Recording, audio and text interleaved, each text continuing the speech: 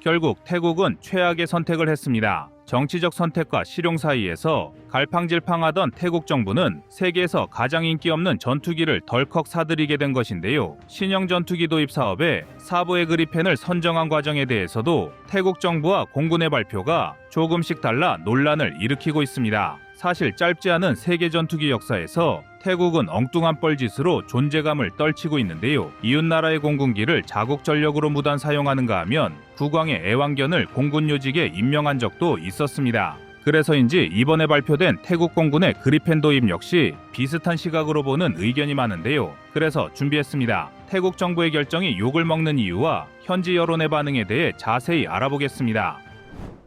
여러분의 구독과 좋아요가 꺼리튜브 운영에 많은 힘이 됩니다. 지난 8월 28일 디펜스 뉴스는 사브의 그리펜이 태국 전투기 교체 사업에서 최종 승자가 됐음을 보도했습니다. 그러나 그리펜은 스웨덴 사브에서 제작한 다목적 전투기로 경량 전투기 시장에서 경쟁력을 가지고 있으나 세계적으로 그 인기는 다소 낮은 편이었습니다. 사실 냉정히 말해 전 세계를 통틀어 중국산을 제외하고 가장 판매량이 저조한 전투기라 할 수 있는데요. 이런 이유 때문에라도 외신과 전문가들은 태국이 F-16이나 FA-50과 같은 경전투기를 도입할 것으로 예상했습니다. 그러나 태국 정부가 최종적으로 그리펜을 선택하면서 논란이 이어지고 있습니다. 현재 전 세계적으로 전투기의 수요는 경공격기와 미들급을 가리지 않고 폭발적으로 늘어난 상태입니다. 가령 F-16 계열은 언제 받을지 모르는 상황이고 대한민국 FA-50 같은 경공격기 역시 주문량이 늘어나 생산 설비를 늘리는 실정입니다. 심지어 라팔마저 재고가 완판된 상황인데요. 그러나 그리펜만은 유독 찾는 손님이 없었습니다. 판매가 얼마나 저조한지 사부의 재정 상태를 걱정한 스웨덴 정부에서 일부러 비싼 값을 치르고 주문해줄 정도였습니다. 현재 그리펜을 운용하는 국가도 스웨덴을 포함 남아공과 체코, 헝가리, 브라질, 태국 정도인데요. 때문에 그리펜의 가치와 성능에 대한 논란은 전투기 업계의 오랜 논란거리였습니다. 2009년 스위스군이 작성한 보고서에 따르면 그리펜은 라팔과 유로파이터에도 뒤처지는 전 부분 최하위를 기록했으며 대부분 스위스 공군이 요구하는 최소치조차 만족시키지 못했습니다. 특히 라팔과의 비교에서는 정찰, 공대공 및 타격 능력 등 모든 영역에서 뒤떨어졌는데요. 그런데 왜 태국 정부는 F-16과 FA-50 등 걸출한 대안이 있음에도 그리펜을 선택한 것일까요? 사실 그리펜은 2010년대만 하더라도 서방제 무기를 사용하는 중소국가들의 수요가 꾸준했습니다. 나쁘지 않은 성능과 저유지 비용을 위한 설계, 그리고 상대적으로 낮은 도입가와 유지비가 그리펜 초기형의 장점이었습니다. 그러나 그리펜이 싸다는 것도 CD형까지의 이야기로 그리펜 2형부터는 도입 가격과 유지 비용이 폭등하기 시작했습니다. 제작사인 사브에선 신형 그리펜의 시간당 유지비가 $8,000라고 주장하지만 이것은 시간당 비행 비용만 유지비로 산출했을 가능성이 큽니다. 같은 급의 기체는 아니지만 그리펜 1을 얼추 F-16 V급과 비교했을 때 F-16의 시간당 유지비는 최대 $24,000인데 유지비에서 가장 큰 비중을 차지하는 미국제 엔진을 쓰면서 1인당 GDP도 미국과 비슷한 국가인 스웨덴의 유지비가 F-16 유지비의 3분의 1밖에 안 된다는 것은 상식적으로 이해가 되지 않는 주장입니다. 도입가를 봐도 경쟁 상대라고 볼 수 있는 유로파이터나 라팔, F-16 최신형보다 약간 저렴할 뿐 실질적으로 싸다고 볼 수 없는데요. 이 때문에 태국의 관료나 국방부 관계자들조차도 진짜 그리펜이 선정될 줄 몰랐다는 분위기입니다. 태국 정부와 공군의 입장이 미묘하게 다른 점도 주목할 만합니다. 태국 정부는 중국산 전투기를 도입하고자 했으나 태국 공군은 성능 면에서 이를 반대했습니다. 태국 공군은 미국산 F-16이나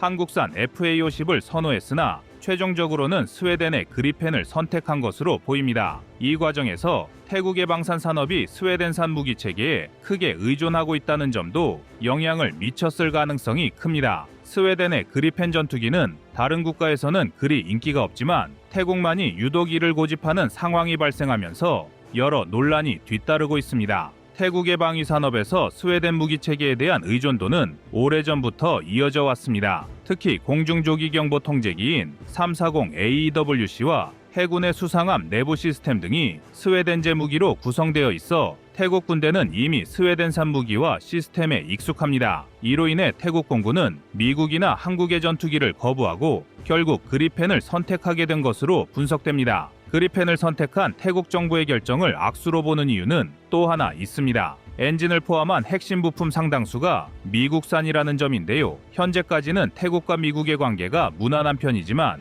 그동안 밀월 관계였던 중국과 태국의 사이가 변수로 작용할 전망입니다. 베트남 전쟁 이래 태국은 주로 미국에서 무기를 수입해왔지만 근래 들어선 중국제 무기 장비 도입을 대폭 늘리고 있습니다. 실제로 태국은 2017년부터 중국산 신형 탱크 VT4를 130여 대 도입하는가 하면 같은 해 중국제 위에넌 차륜형 장갑차 34대와 위안급 디젤 잠수함의 계약도 체결한 상태입니다. 그리고 중국 방산 무기를 정비하기 위한 정비창과 관련 장비도 대규모 들어와 있으며 2022년 8월 14일엔 양국 합동군사훈련을 3년 만에 실시하기도 했습니다. 태국이 무기 조달에서 대중 의존도를 높이면서 군사면을 포함한 중국과의 관계가 한층 가까워지지만 동맹국인 미국과 군사관계는 악화하고 있는데요. 이번 전투기 사업 역시 태국 정부의 의중은 중국산 쪽으로 많이 기울었던 것이 사실이나 성능 차이가 심한 중국산을 태국 공군이 결사적으로 반대에 무산시켰습니다.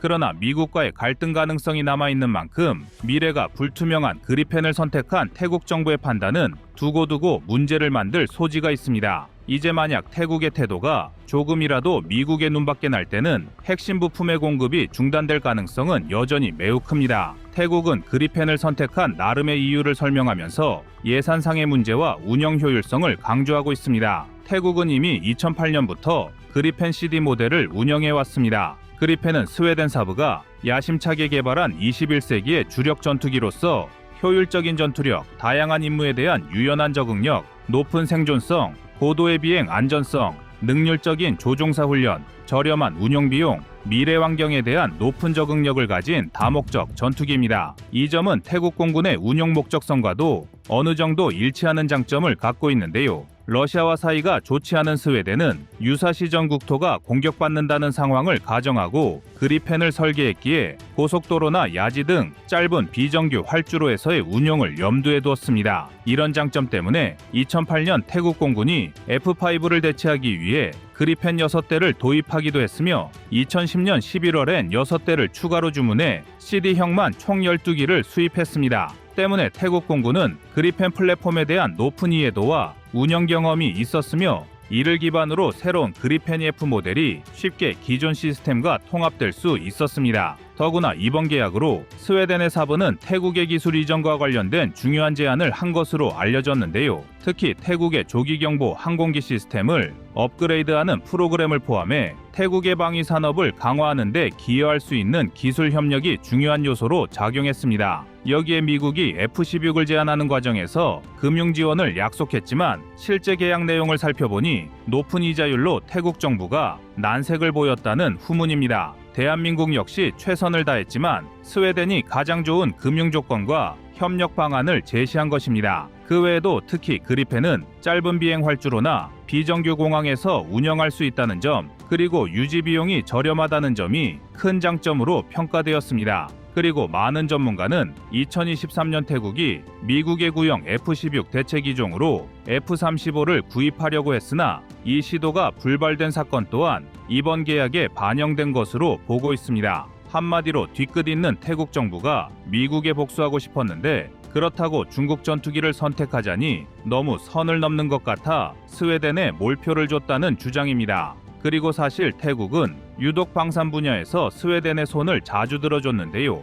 공군 쪽에서는 사부의 공중 조기 통제 경보기인 340 AEWC를 운영 중이며 해군에서도 신규 조달 수상함의 내부 시스템을 스웨덴산으로 도배를 하는 등 스웨덴제 시스템과 친숙한 모습을 많이 보입니다. 논란은 여기서 끝이 아닙니다. 애초에 본 사업이 노후화된 F-16 전투기 12대를 교체할 목적으로 벌어지고 있는데 정작 그리펜을 몇 대 도입할 것인지에 대해선 구체적인 수치를 밝히지 않고 있습니다. 이미 한국의 카이는 지난 4월 태국 공군에 FA-50 판매 제안을 한 적이 있는데요. 카이는 이미 2019년 태국 공군과 600억 원 규모의 전투기 개량 사업을 벌인 적도 있고 여기에 교육훈련과 수리부속 지원, 보수장비 납품 등을 하면서 오랜 시간 신뢰관계를 유지해왔습니다. 태국 공군 역시 2015년 카이에서 T-50TH 4대를 구매한 데 이어 2017년 8대를 추가로 사들인 바 있는데요. 카이는 기존 공급 제품에 대한 태국 공군의 만족도가 높아 경공격기 FA-50, 기본훈련기 KT-1 등 추가 수출도 가능하다는 입장을 밝혀왔습니다. 때문에 태국 현지에선 F-16이 아니라면 FA-50의 도입을 재논의하자는 의견과 그리펜의 일부 물량을 FA-50으로 돌리자는 주장이 힘을 받고 있습니다. 특히 FA-50은 이전에도 태국에 성공적으로 도입된 사례가 있어 이를 다시 도입하는 것이 더 합리적이라는 의견이 지배적입니다. FA-50은 성능 대비 가격이 우수하고 한국과의 군사협력도 원활하게 이루어질 수 있다는 점에서 외신의 높은 평가를 받고 있는데요. 이제 태국 정부가 잘못된 선택을 돌릴 시간입니다. 여러분의 구독과 좋아요가 꺼리튜브 운영에 많은 힘이 됩니다.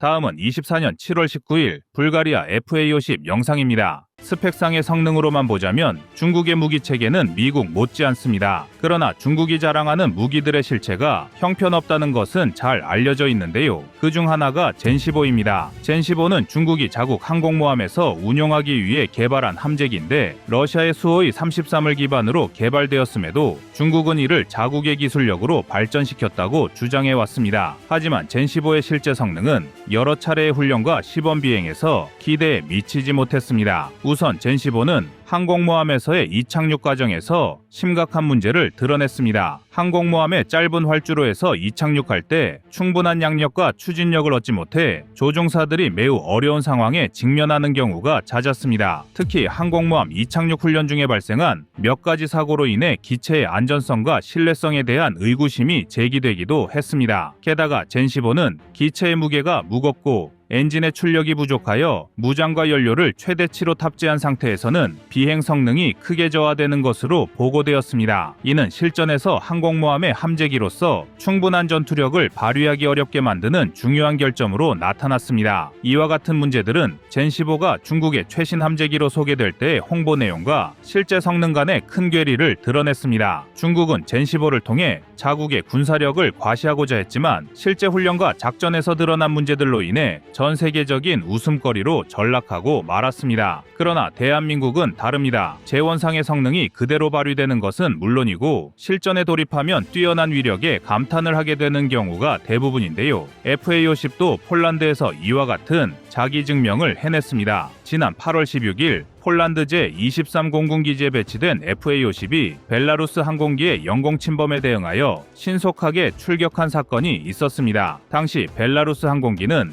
리투아니아를 넘어 폴란드 남쪽으로 방향을 틀어 무단으로 폴란드 영공을 침입했으며 이에 폴란드 공군은 FA-50을 출격시켜 상황에 대응했고 폴란드 영공 밖으로 내보내는 임무를 성공적으로 수행했습니다. FA-50은 폴란드 동북부에 위치한 제23 전술 공군기지에 배치된 FA-50은 벨라루스의 도발에 대비해 24시간 동안 경계 태세를 유지하며 수시로 초계 비행을 하며 폴란드의 영공 방위를 책임지고 있습니다. 긴급 출격 명령이 내려지면 FA-50 조종사들은 6분 이내에 출격을 완료해야 하며 이러한 신속한 대응 능력은 FA-50이 폴란드 공군에서 중요한 역할을 맡고 있음을 보여줍니다. 조종사들은 사교대로 교대하며 비상대기 상태를 유지하고 있으며 언제든지 출격 명령이 떨어질 수 있다는 긴장감 속에서 임무를 수행합니다. 특히 폴란드와 벨라루스 국경에서 불과 150km 떨어진 제23 전술 공군기지는 전략적으로 매우 중요한 위치에 있으며 FA-50은 이러한 최전방에서의 영공방위 임무를 단독으로 수행하는 상징적인 전투기로 자리 잡고 있습니다. 그리고 이번 사건은 FA-50 같은 한국산 무기체계가 실제 작전에서 신뢰성을 갖추고 있음을 확인할 수 있는 중요한 사례이기도 합니다. 이로써 폴란드 내에서 적지 않았던 FA-50에 대한 비판도 누그러질 전망이라는 분석이 지배적입니다. 2022년 9월에 폴란드와의 수출 계약이 체결된 FA-50은 총 48대가 공급될 예정이며 그중 12대의 FA-50GF가 이미 인도되었고 나머지 36대는 성능이 개량된 FA-50PL로 2028년까지 납품될 계획입니다. 그러나 폴란드 내에서 FA-50의 추가 도입을 반대하는 목소리가 커지면서 논란이 되기도 했습니다. 폴란드의 군사 전문 매체 디펜스24는 FA-50이 폴란드 공군의 전력 강화에 실질적인 도움이 되지 않는다고 주장했는데요. 이 매체는 FA-50이 공대공 전투기보다는 공중 순찰이나 근접 항공 지원 등 제한된 역할에 더 적합하며 공대공 전투기의 역할은 충분하지 않다고 평가했습니다. 따라서 폴란드가 FA-50 대신 유로파이터 타이푼, F-15,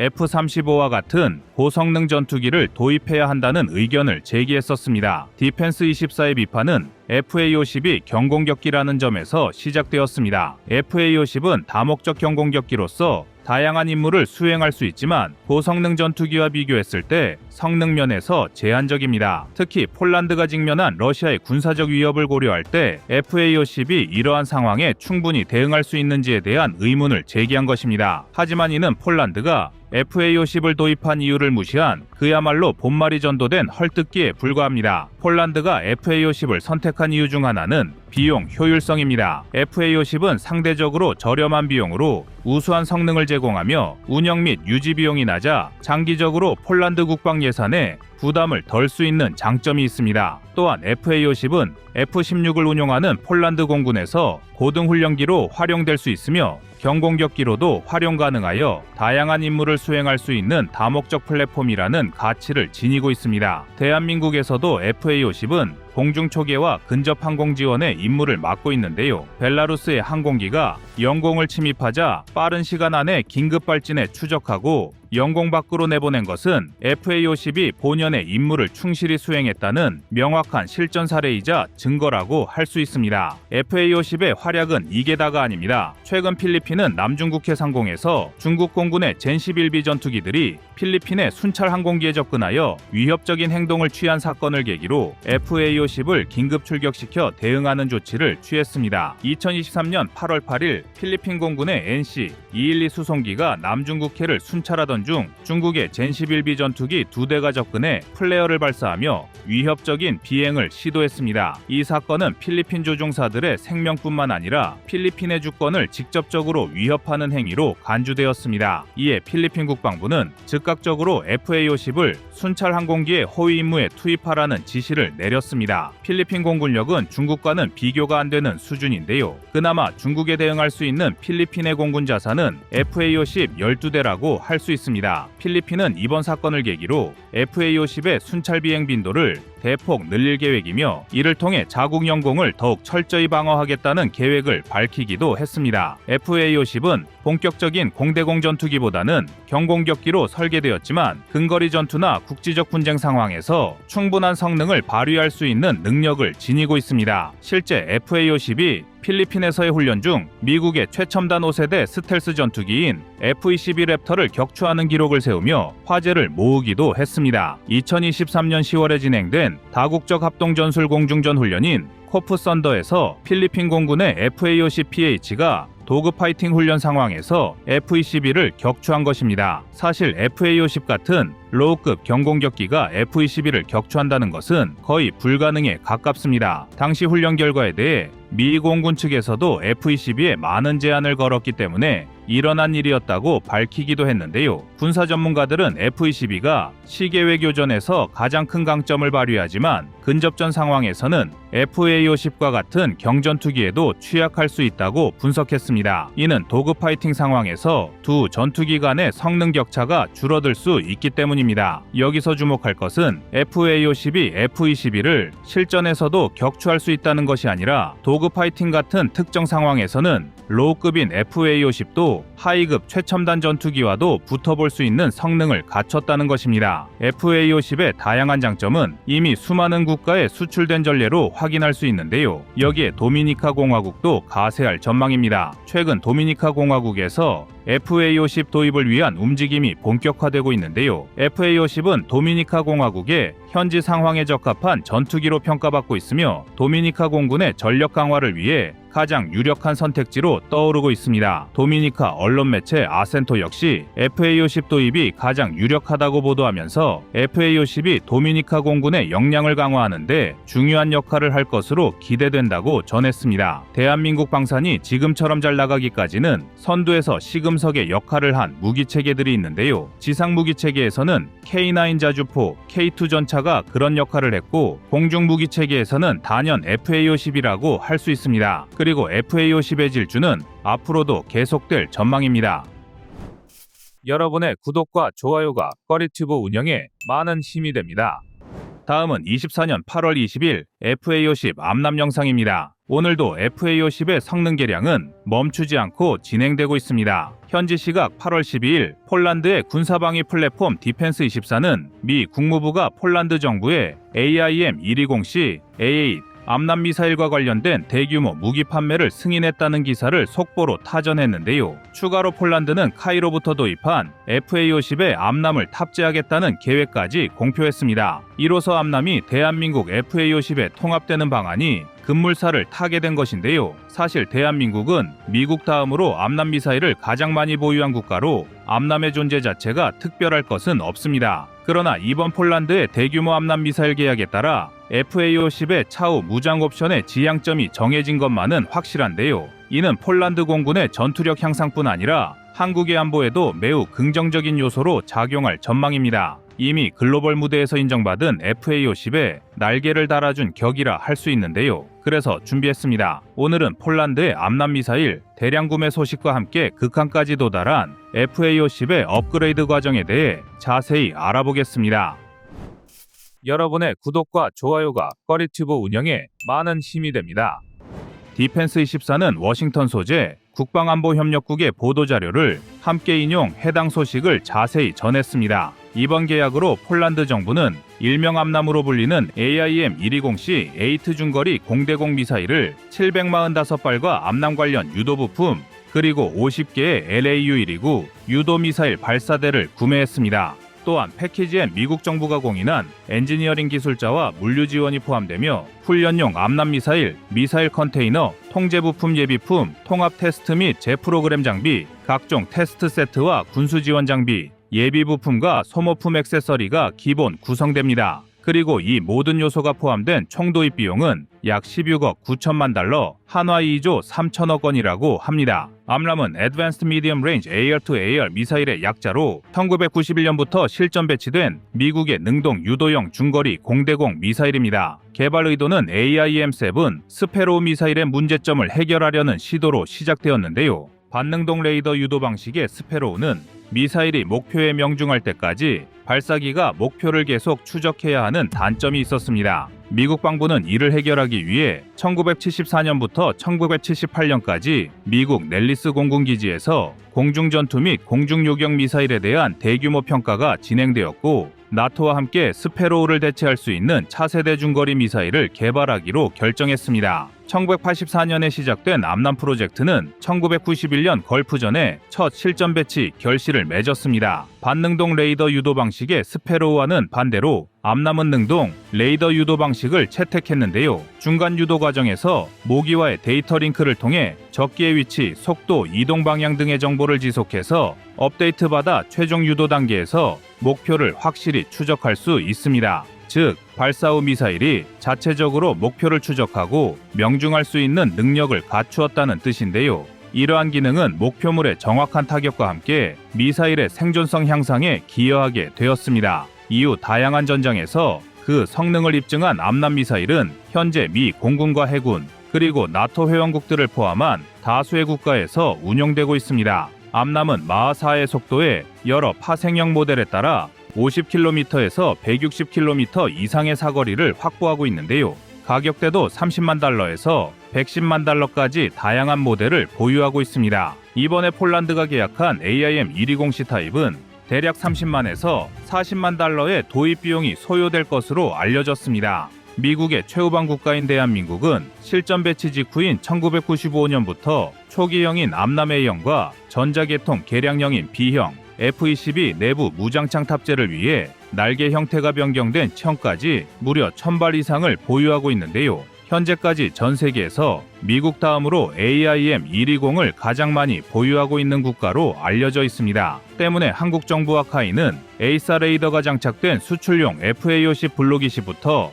암람을 인티그레이션하는 방안도 추진해왔는데요. 때마침 폴란드의 암람 구매 소식은 이러한 논의가 현실화하였다는 뜻을 내포하고 있습니다. FA-50은 대한민국이 개발한 경공격기이자 경전투기로 카이와 미국의 로키드 마틴이 공동으로 개발한 T-50 골든 이글의 전투형 파생 모델입니다. FA-50은 주로 근접 공중지원, 정밀타격, 요격 임무를 수행하기 위해 설계되었고 기본적으로 20mm 발칸포를 장착하고 있으며 AIM-9 사이드와인더, 공대공 미사일, AGM-65 매버릭 공대지 미사일, 제2담 유도폭탄 등 다양한 유도 무기와 비유도 무기를 장착할 수 있는데 여기에 지속해서 현대적인 항전 장비와 레이더가 업그레이드되고 있습니다. 현재 FA-50에는 능동위상 배열 A4 레이더의 시제품이 나온 상태인데요. 여기에 중거리 공대공 미사일 AIM-120C 암남까지 탑재된다면 경공격기 중 동급 세계 최강 전투기로 거듭날 전망입니다. FA-50의 수구원이던 A4 레이더 및 암남의 연동과 탑재는 이미 미국 정부가 승인한 내용이고 공대공 미사일의 경우 현재는 사거리 4.8에서 35.4km의 레이시온사 AIM-9 사이드와인더가 채택되었지만 이 역시 추후 AIM-120C7 암남으로의 변경을 확답받은 상태입니다. 우크라이나 전쟁 이후 국방 예산을 나토 목표치인 GDP 대비 2%의 2배인 4% 이상으로 늘린 폴란드는 군사 현대화 계획의 일환으로 자국이 보유한 F-16과 FA-50 등의 전투기에 암남을 탑재할 계획을 세우고 있습니다. 전술했듯 능동 레이더 유도 방식의 암남은 발사 후 망각 모드를 지원하며 전투기에서 발사된 후 자동으로 목표를 추적해 명중시킬 수 있는 기능을 갖추고 있어 전투기뿐만 아니라 미사일 자체의 생존성도 크게 향상될 전망입니다. 그러나 이번 계약으로 인한 암남의 도입 시기가 문제인데요. 미국 무부와 폴란드 방사청은 암남이 폴란드 공군 전투기에 공급되는 시점을 2029년과 2033년으로 예상하는 만큼 이 기간 동안의 안보 공백이 우려되는 상황입니다. 또한 세간의 암남의 단종 시기가 임박했다는 루머도 돌고 있습니다. 그러나 다수의 전문가들은 암남의 늦은 납기와 단종 루머가 한국 방산엔 더할 나위 없이 좋은 기회가 될 것으로 확신하는 분위기입니다. 일단 암남이 FA-50에 인티되어 테스트되는 시간을 벌어주는 것은 물론 차후에 있을 KF-21의 탑재까지도 노려볼 수 있습니다. 과거 미국 정부와 레이시오는 KF-21의 암남 인티 문제와 관련 실물이 나오면 이 문제를 진지하게 거론해보자고 한 적이 있는데요. 당시만 해도 미국이 외산 레이더를 탑재한 전투기에 암남 인티를 허용한 경우는 영국산 레이더를 사용한 그리펜이 유일할 정도로 흔치 않은 케이스였습니다. 그러나 지금은 상황이 많이 달라졌는데요. KF-21은 이미 양산품이 조립되고 있으며 암남의 단종 루머도 출처가 불분명할 뿐더러 제조사도 단종 예정이 없음을 확인해준 상태입니다.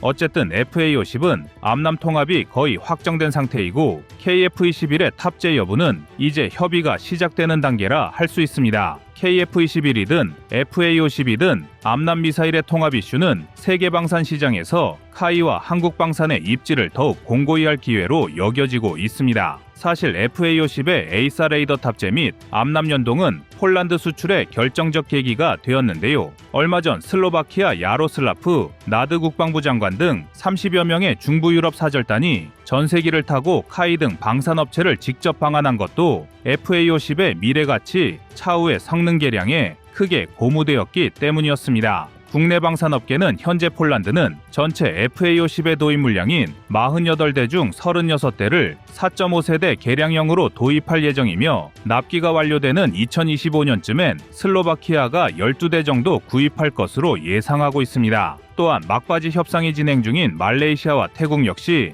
그동안 FA-50 능력 강화를 요구해온 터라 이번 암남의 통합은 카이에도 희소식이라 할 수 있는데요. 이미 12대의 FA-50을 구매한 필리핀 역시 개량형 FA-50 12대를 추가 구입하는 2차 사업을 검토하는 것으로 알려졌습니다. 따라서 이번 폴란드의 암남 계약은 단순한 무기 구매를 넘어 한국 방산 기술의 우수성을 확인하는 동시에 글로벌 시장에서의 잠재력 확인과 점유율을 확대하는 기회라 할 수 있는데요. 이는 앞으로 FA-50의 수출 가능성을 높이는 데도 긍정적인 영향을 미칠 것입니다. FA-50의 암남 통합은 폴란드뿐만 아니라 다른 국가들에게도 중요한 메시지를 전달하고 있습니다. FA-50이 나토의 주요 미사일 전력과 완벽한 호환성을 가지며 이는 미국과 나토와의 전략적 파트너십을 더욱 강화할 수 있는 계기인 것입니다. 현재 많은 국가에서 운용되고 있는 대한민국의 FA-50 경공격기가 폴란드로 건너가서 또 한 단계 업그레이드 된다는 소식은 유럽 내에서 한국의 방산 제품에 대한 신뢰도를 높이는 계기가 될 것입니다. 이미 가격 대비 높은 성능으로 해외 시장에서 많은 관심을 받는 FA-50은